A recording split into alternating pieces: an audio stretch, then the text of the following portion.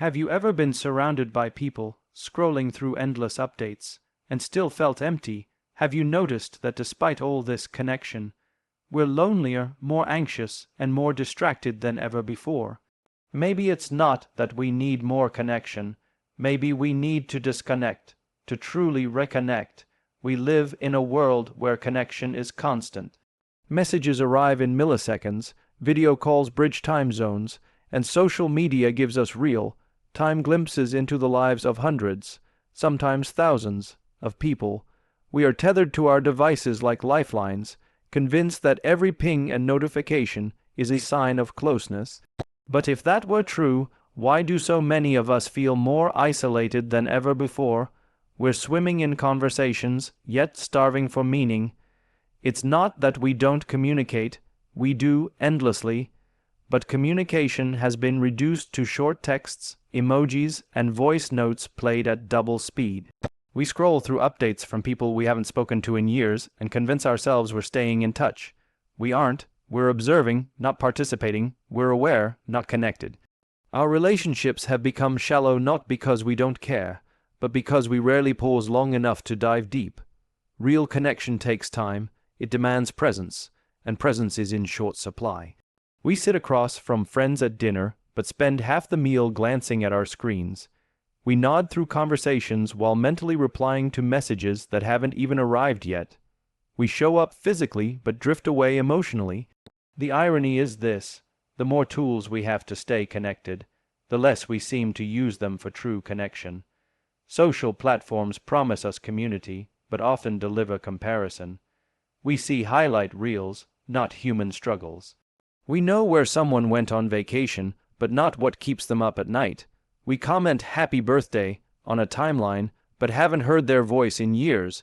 We've mistaken visibility for intimacy. Overconnection isn't just digital, it's emotional overload. We are absorbing so much from so many people that we rarely pause to ask ourselves how we truly feel. We carry the noise of 1,000 lives in our pockets, and it leaves little room for our own inner voice. It becomes difficult to distinguish between what we believe and what we've absorbed, between who we are and who we think we should be.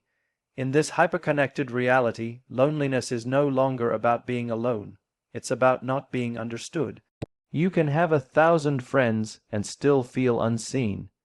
You can be in a crowded room and still feel completely disconnected. That's because connection isn't measured by numbers.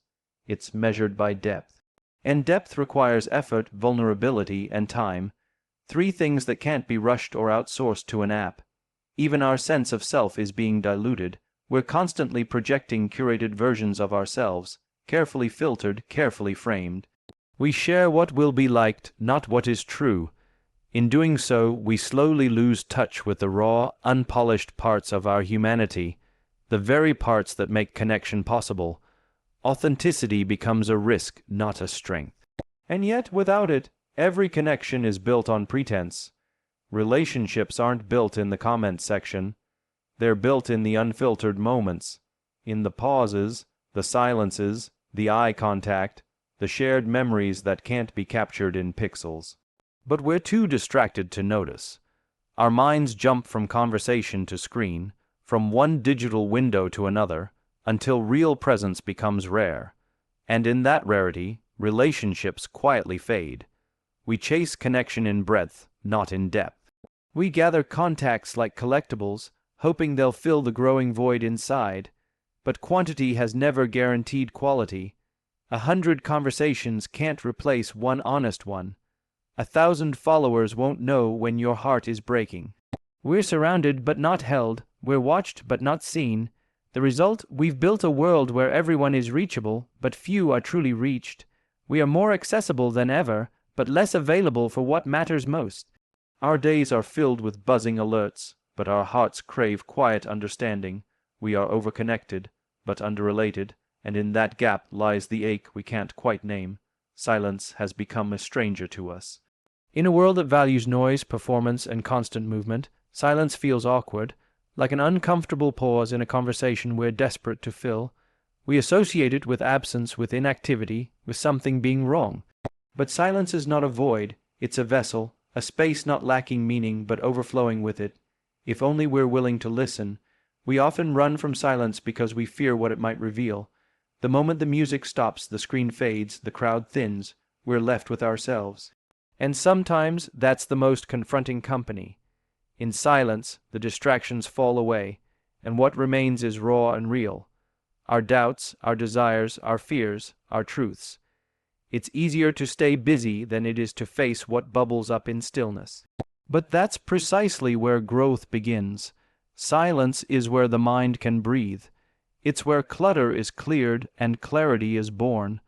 We spend so much time reacting, responding, rushing, rarely reflecting. But in the absence of noise, patterns begin to emerge. We start to notice the voice beneath the chaos. We hear the whispers of intuition that are usually drowned out by the static of routine. Decisions that felt impossible begin to feel obvious. Paths that seemed hidden begin to appear. Think of the most profound realizations you've had, not the ones someone told you, but the ones that arrived uninvited, often in quiet moments. Maybe it was a late night walk, a long drive with no music, or just sitting by a window watching the rain. Those moments of silence weren't empty, they were alive.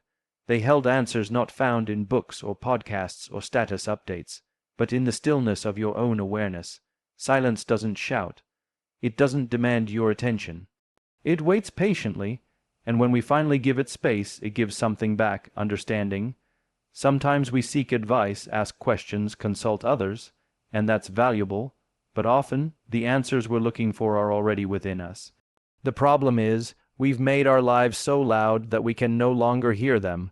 We've come to associate productivity with noise and movement, but the most productive thing you can do is sometimes nothing at all. Sitting in silence isn't laziness, it's listening, it's aligning, it's allowing the dust to settle so you can actually see. And the more we practice it, the more we begin to trust it, not just as a pause between doing, but as an essential part of being. Even in relationships, silence has power. We think we need to constantly fill space with words to prove we care, to keep things alive. But some of the deepest forms of connection are built in shared silence. A knowing glance, a moment of sitting together without speaking. It's in those quiet gaps that empathy grows, that understanding takes root, that hearts sink without needing sound. Silence also teaches us patience. In the stillness, there's no instant gratification. Answers don't always come right away, but they do come, and when they do, they arrive with depth, layered, nuanced, profound. It's not the kind of answer you quote in a meeting.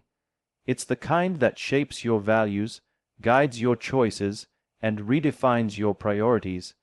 Nature understands silence. The forest doesn't rush. The ocean doesn't explain. The sky doesn't interrupt, and yet they speak volumes. They remind us that stillness is not stagnation. It is rhythm, it is rest, it is restoration. We too need that rhythm, but we've forgotten how to return to it. We chase constant engagement, forgetting that disengaging is often where we rediscover ourselves. We don't need more voices in our heads. We need more space between them. We don't need louder answers. We need quieter moments. Silence doesn't promise easy solutions, but it offers something better: the wisdom to ask better questions, the calm to hear what really matters, the depth to see beyond the surface. There's a strange contradiction in how we navigate the world. We're constantly surrounded by voices, yet we struggle to truly hear them. We think we're good listeners because we nod, because we respond, because we keep the conversation flowing. But listening is more than presence. It's presence with openness, and we can't be open to others if we've closed off parts of ourselves. When we silence our own inner voice, we lose the ability to fully connect with the voice of another. It begins quietly. At first, we start suppressing small things. An opinion we're unsure will be accepted, a feeling we can't quite articulate, a need that feels inconvenient to others. With time, this becomes a pattern. We get so used to muting ourselves to avoid judgment, conflict, or discomfort that we forget what our own voice sounds like.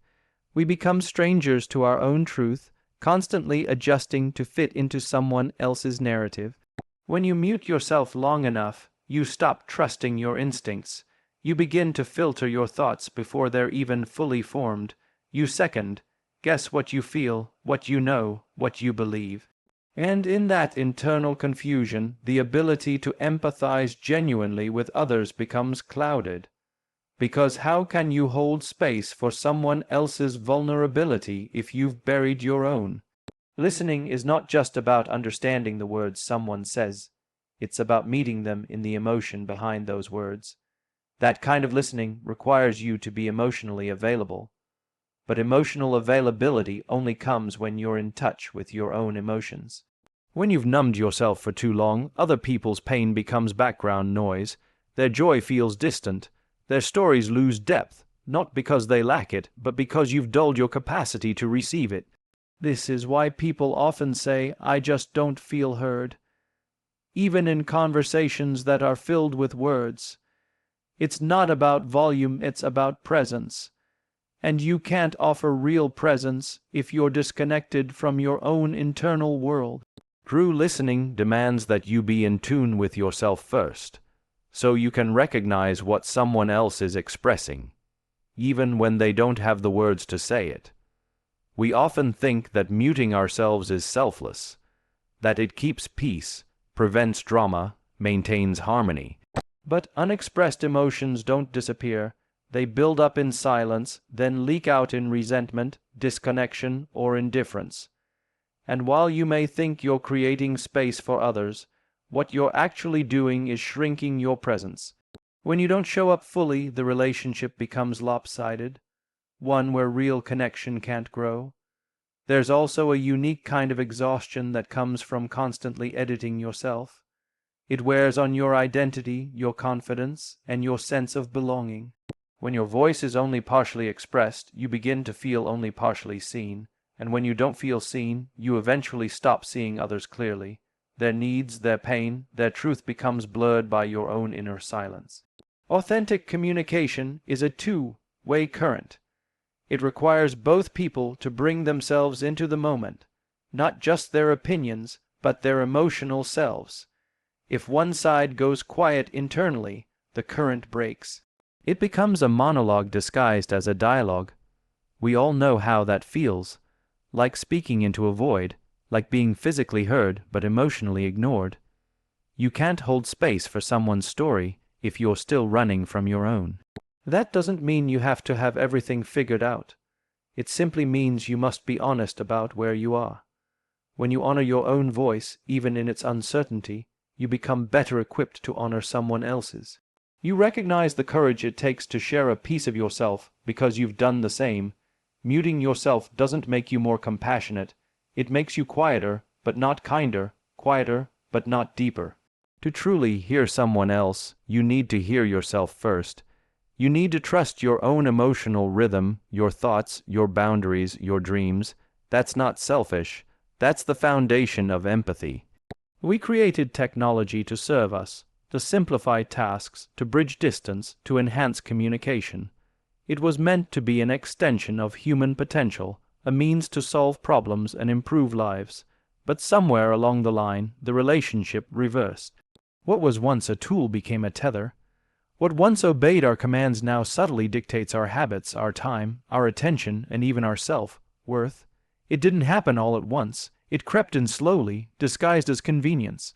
A few more notifications here, a little more screen time there. Then came the pings that demanded instant responses, the algorithms that decided what we should see, the constant connectivity that left no room to truly disconnect. We didn't notice the shift because we were applauding the speed, the innovation, the access. We celebrated the gains and overlooked what we were giving up. We've come to a point where being offline feels unnatural. The absence of a screen in our hand feels like something is missing. In truth, it's not something missing. It's something returning. But we've become so accustomed to the constant stream of content and information that silence feels uncomfortable. Boredom feels like failure. Waiting in a line without scrolling feels inefficient. But these moments of stillness once held meaning. They were the pause where creativity, reflection, and connection used to live. Technology was never the enemy, it's neutral by design. A hammer can build a home or break it. It all depends on how it's used. The issue isn't the tool, it's our overdependence on it. It's the way we've allowed it to shape not just how we communicate, but how we live. We check our phones more than we check in with ourselves. We reach for a screen before we reach for a breath. Our days are mapped by devices. Alarms wake us up. Notifications set the tone. Calendar reminders push us from task to task. Even in our downtime, we turn to screens, streaming, scrolling, swiping. There's rarely a moment untouched by technology, and in the process, we've mistaken digital activity for fulfillment. We've confused being connected with being engaged. But the truth is, constant stimulation doesn't equal meaningful experience. When we allow technology to lead, we begin to outsource our agency.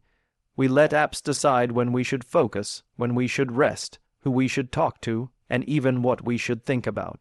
We let algorithms dictate our opinions and our moods without questioning how we got there. We follow digital paths laid out for us instead of creating our own. We become passive in a world that was meant to be explored actively. And then there's the toll on relationships. We've all seen it. Friends sitting together, each lost in their own digital world. Families gathered under one roof, yet miles apart in mind and heart. Intimacy is replaced by updates. Conversation replaced by likes. We begin to communicate in fragments, emojis, and reactions, forgetting how much is said in the pauses, the tones, the unsaid. Technology makes communication easier, but it doesn't always make it better. The irony is, the more we lean on technology to connect us, the more we risk feeling disconnected from others and from ourselves. We scroll to feel less alone, yet feel lonelier the more we scroll. We turn to the online world for validation, while slowly losing the ability to validate ourselves. It's not that the digital world is inherently bad, it's that it's incomplete. It was never meant to replace the real one. It was only meant to support it. There's power in reclaiming our role, in remembering that we are the users, not the used. That we can set boundaries, create limits, and define when and how technology serves us. That we don't need to respond instantly to every buzz. That we're allowed to log off, not to escape life, but to fully live it. Choosing presence over performance, intention over automation, connection over convenience. Technology is a tool, brilliant, fast, and full of potential, but it is only a tool. It is meant to be picked up when needed and put down when not. It is not a chain. It is not your identity. It is not your worth. And the moment we remember that, we begin to restore the balance between machine and mind, between connection and consciousness, between noise and meaning. There's something sacred about human presence, something no screen, no message, no simulation can replicate. It's in the way someone looks at you when words fall short. It's in the warmth of shared silence. It's in the subtleties, the slight shift in tone, the flicker in someone's eyes, the unconscious mirroring of body language.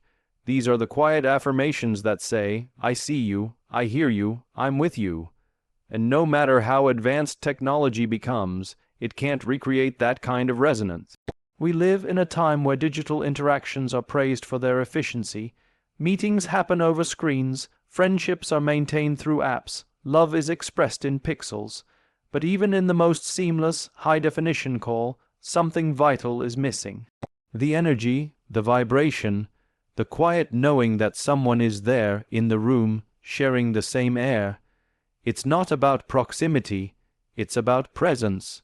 And presence, in its truest form, can't be downloaded or streamed. When someone sits beside you in your pain, without rushing to fix it, just being there, it holds more healing power than 100 motivational texts. A hug can do what no paragraph ever could.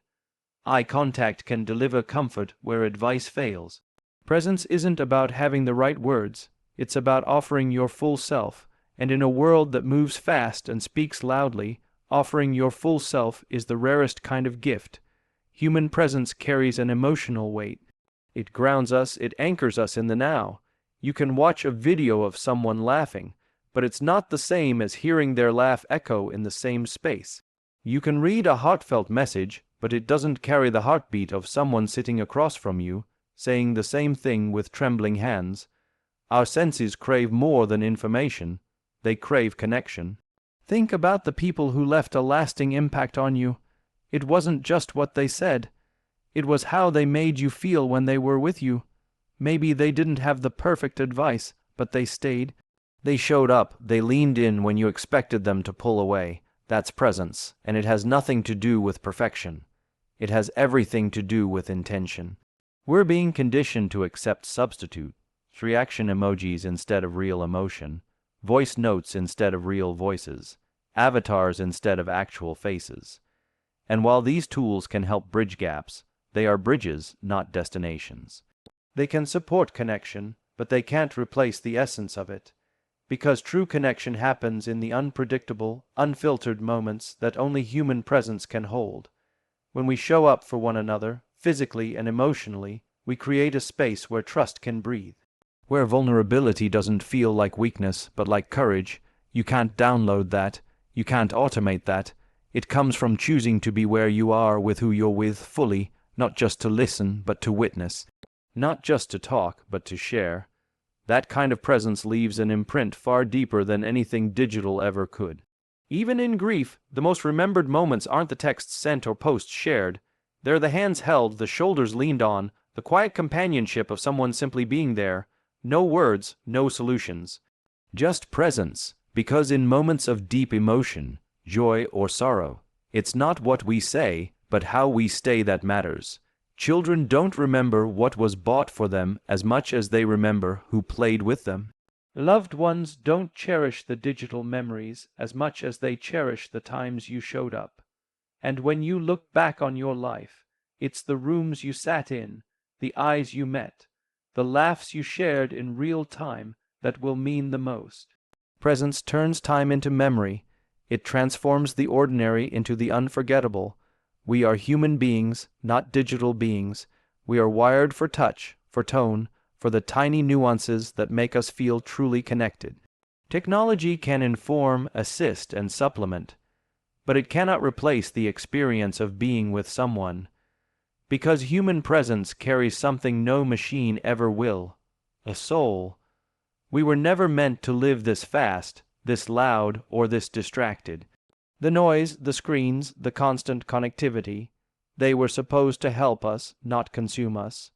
But somewhere in the pursuit of connection, we've drifted away from the very things that make us feel truly connected. We've forgotten that silence speaks, that presence heals, that the human soul cannot be compressed into a notification or a feed. When we overconnect digitally, we underconnect emotionally. We mute ourselves to stay likable. We outsource our attention to devices, and we fill every quiet moment with sound, hoping it will bring clarity while it only adds more noise. We tell ourselves we're multitasking, advancing, progressing, but in doing so, we miss the quiet wisdom waiting in stillness, the answers that only arrive when we finally slow down enough to hear them. Reconnecting doesn't require more effort. It requires less noise, less proving, less scrolling. It asks us to come back to what we already know but have forgotten, that we are not meant to be everywhere all the time. We are meant to be here, now, fully with ourselves, with one another, and with the life that unfolds in between the notifications. Technology is not the enemy. It's the imbalance that drains us. It's the tether we've mistaken for a lifeline. But we can reclaim it. We can choose when to engage and when to let go. We can stop chasing the illusion of constant connection and begin building the kind of connection that doesn't need Wi-Fi, just presence. This isn't about abandoning the digital world. It's about anchoring ourselves so we're not swept away by it. It's about remembering that real conversations don't require typing, that comfort doesn't always come with a blue checkmark, and that some of the most powerful healing happens in the pauses we're too quick to fill. When we disconnect, we don't retreat, we return. We return to the sound of our own voice, the rhythm of our own breath, the presence of those around us. We come back, not as users of life, but as participants in it. Because in the end, silence is not empty, presence is not optional, and human connection is not replaceable, these truths don't need to be invented, they need to be remembered, so pause, unplug, look up, and reconnect not just with the world but with yourself.